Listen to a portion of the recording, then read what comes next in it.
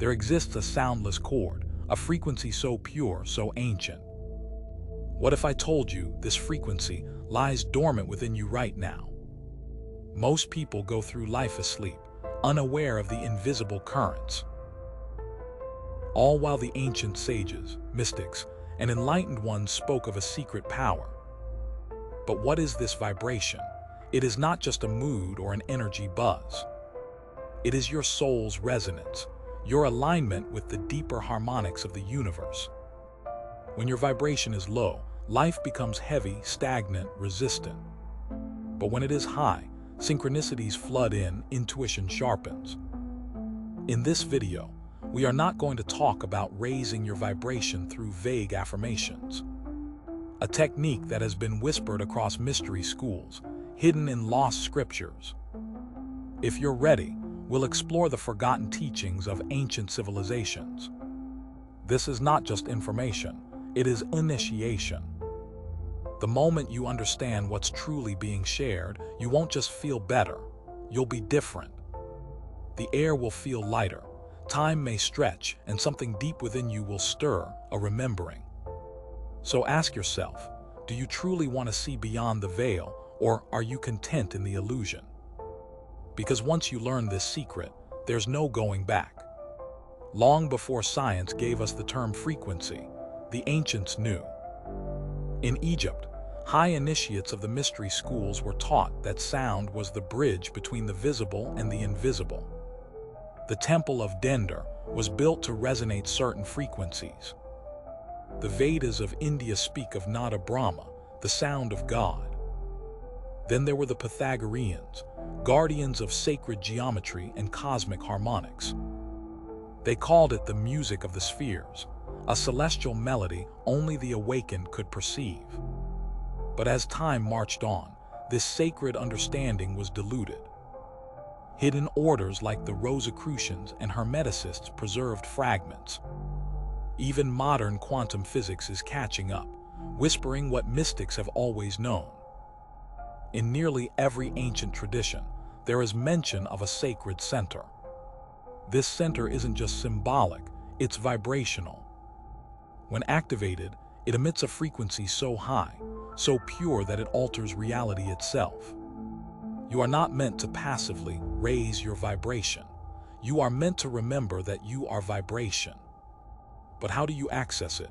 And why has this knowledge remained hidden?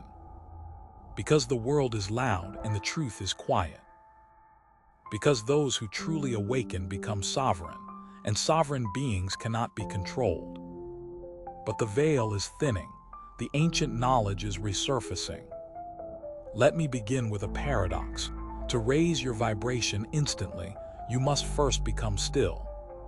Imagine a tuning fork, silent yet humming with perfect potential.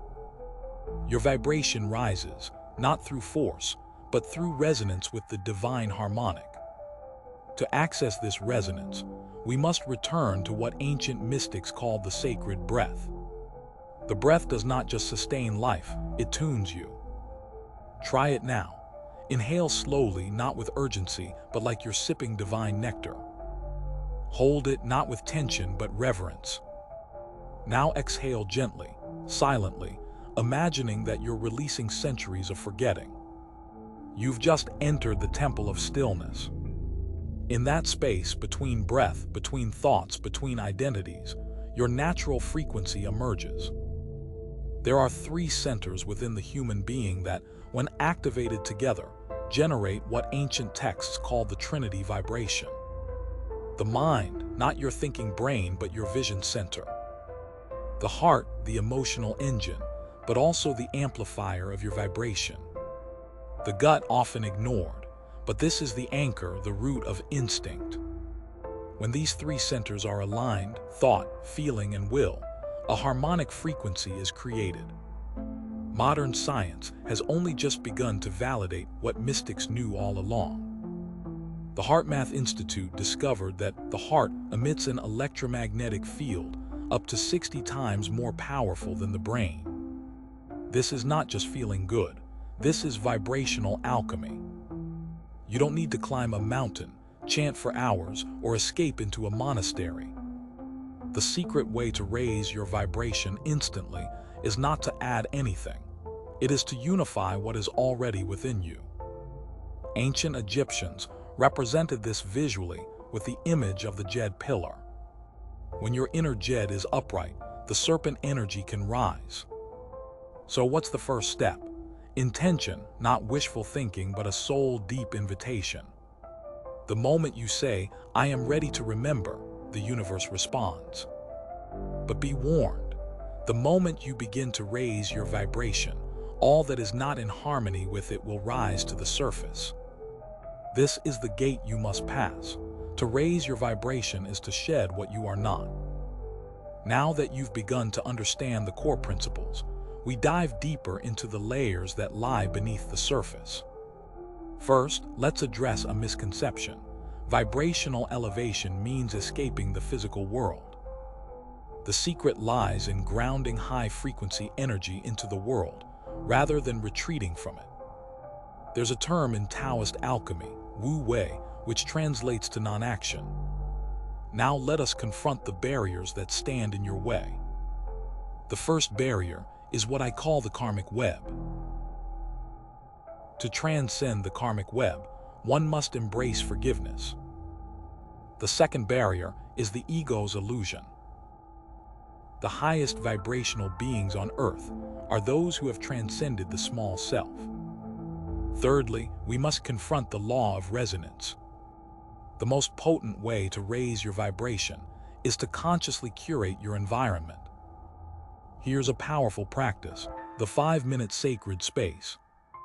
And finally, one of the greatest challenges you will face is the human tendency to fall back into old patterns.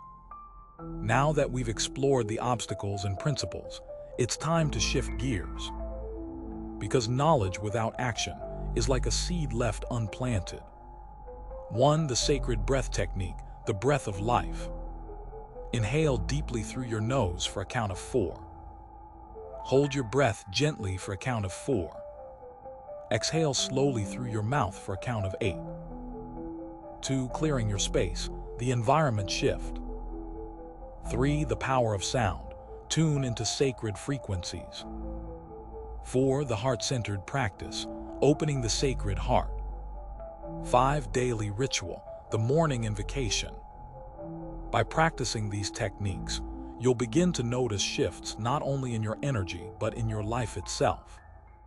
As we conclude this journey, remember this: you are not learning to become something new. You are a radiant being of light pulsating with the same divine frequency that courses through the stars. The only task is to remember, to realign, and to reclaim that frequency. But now I leave you with a question. What will you do with this knowledge? The universe awaits your vibrational signature. Until next time, may your vibration be pure, your heart be open, and your path be illuminated by the eternal light within.